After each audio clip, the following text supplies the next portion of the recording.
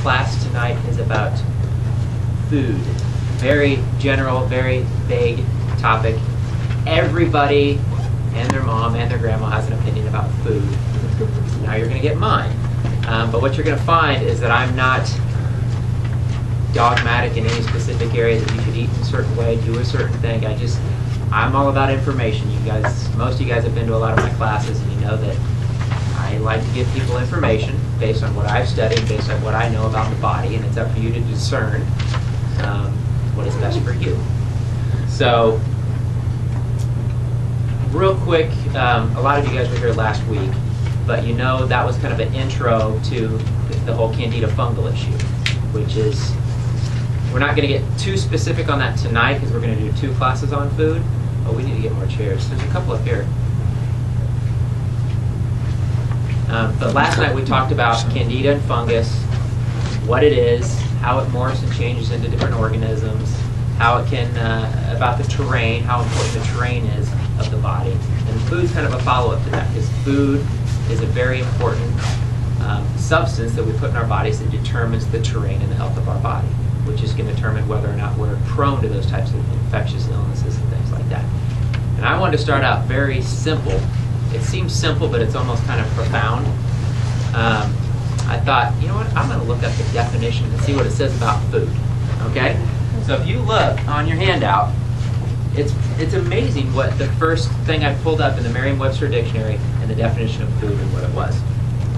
It says, it's a material, usually of plant or animal origin, that contains or consists of essential body nutrients, such as carbohydrates, fats, proteins, vitamins, or minerals, and is ingested and assimilated by an organism to produce energy, stimulate growth, and maintain life.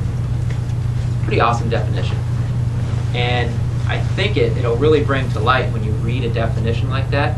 I think we can very quickly realize that a lot of the things we're eating today in our society that we consider food, based on this definition, they're not food. So I think it's good to go back to what food is. Another example, or another definition that was given in the dictionary was something that nourishes or sustains in a way suggestive of physical nourishment, such as food for thought or food for the soul. So we always talk about food or getting fed, feeding our spirits, feeding our minds. That's another way you can look at food, and I think that's an important aspect of it. You have another chair? Okay. Then, let's look at the definition of poison. Oh, sorry. Here you go. Sure. Okay. So let's look at the definition of poison.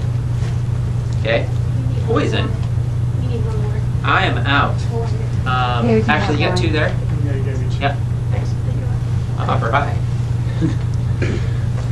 Okay, lock the door. Okay. So what is a poison? A poison is a substance that causes injury, illness, or death, especially by chemical means. And I find it pretty interesting that they use the word chemical. To kill or harm, to pollute, or to corrupt. A second definition was a substance through its chemical action, again, different dictionary using the word chemical, through its chemical action that kills, injures, or impairs an organism. And I think that's really interesting because a lot of times when we think of the word poison, what do we think of? Yeah. Right, but a lot of times we think of poisons as something super poisonous, something that will like kill you instantly, right? Like drinking a glass of arsenic or something like that. That's what we think of when we think of poison.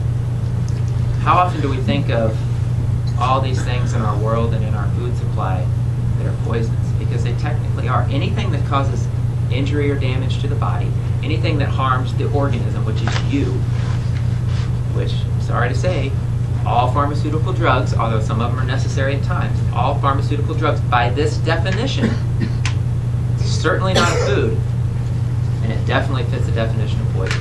We just really need to start being more careful about what we put in our body. And I think by looking at these basic definitions, it should be pretty obvious what food is and what food isn't. Well, I say that, but it really isn't quite that simple because it's kind food's important, okay? And everybody eats, and it's the main part of our lives. I mean, it's everything to us. And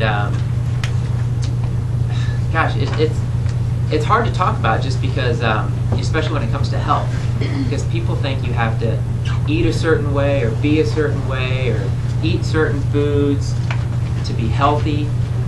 And I'm just not that way. I am not that way. I mean, one of the most important things I think is that we should never be guilty about the foods we're eating. Okay, because the guilt can almost be more damaging than the food itself. And a lot of times, you know, we're dealing with issues, we're dealing with problems, we're dealing with past experiences, we're dealing with childhood issues, we're dealing with weaknesses in our bodies that are making us crave certain things. We're craving sweets, we're craving sugars, things, salt, things like that. A lot of times there's a physiological reason behind why we're having these cravings and things like that. So, one point I want to make is to not feel guilty about the way you eat regardless of what it is. And if I said, what are some of your favorite foods? Let's just hear it. What are some of your favorite foods? Chocolate. Chocolate? Man. Mom, Cheese. you got for that? Cheese? Chia pudding.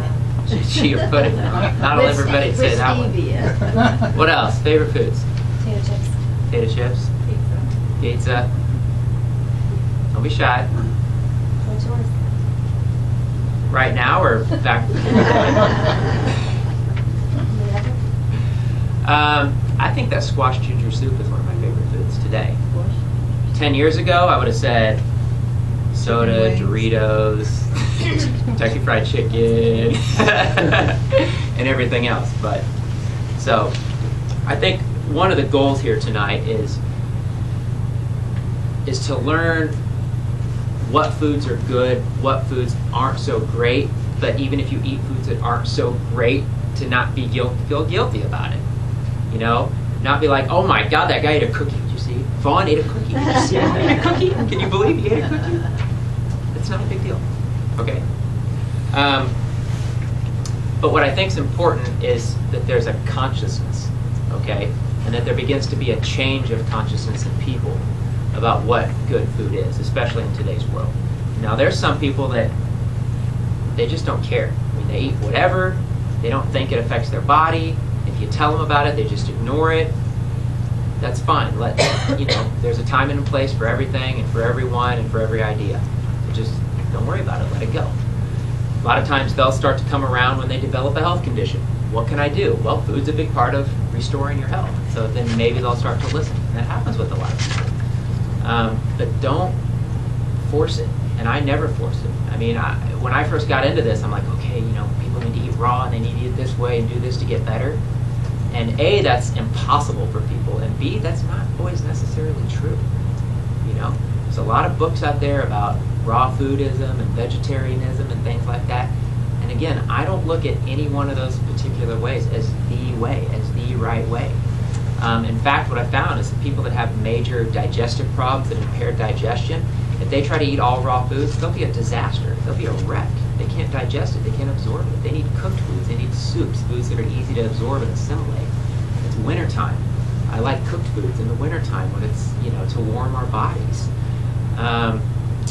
So again, just learning about good foods, developing that consciousness, and I try to make it really simple. I am a firm believer that God created everything perfectly. Okay, that means us, and that means everything out there in the world. Okay, so as a general rule of thumb, when I go to eat a food, and again, I'm never going to be perfect. I'll never claim to be perfect. But when I go to eat a food, I try to, the easiest way for me to think about it is this something that God created in His original form, or is this something that's been completely altered and changed and cooked and whatever else by man? And for what reason did He do that? Okay, so that's kind of an easy way to look at it. And the other thing about food is food should taste good.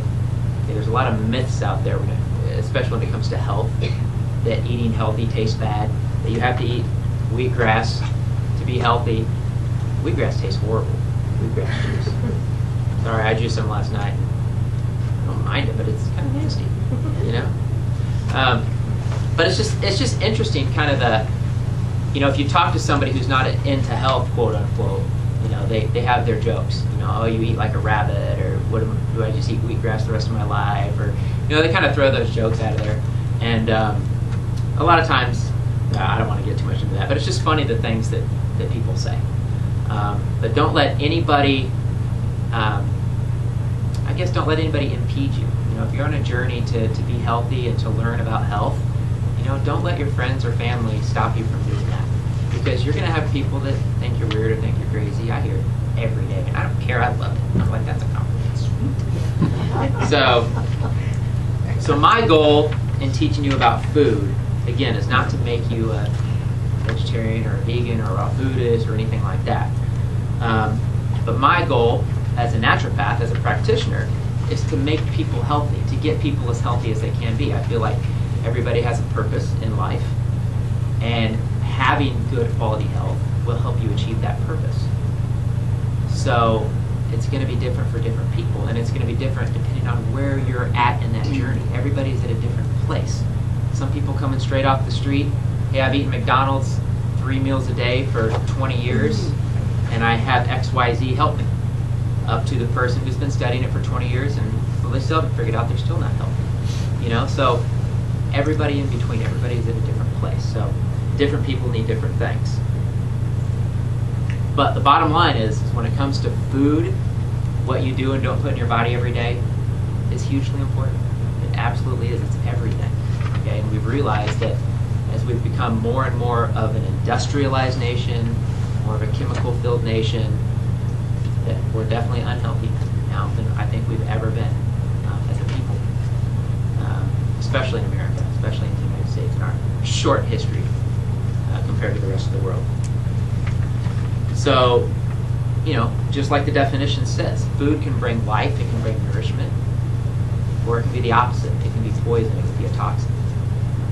It's not really neutral. Everything you put in your body is going to do one of those two things. It's going to fit one of those two definitions. Either it's going to be a poison to your body, or it's going to feed your body and be nourishment to your body. But the body's amazing at being able to handle all kinds of stuff we throw at it and bombard it with.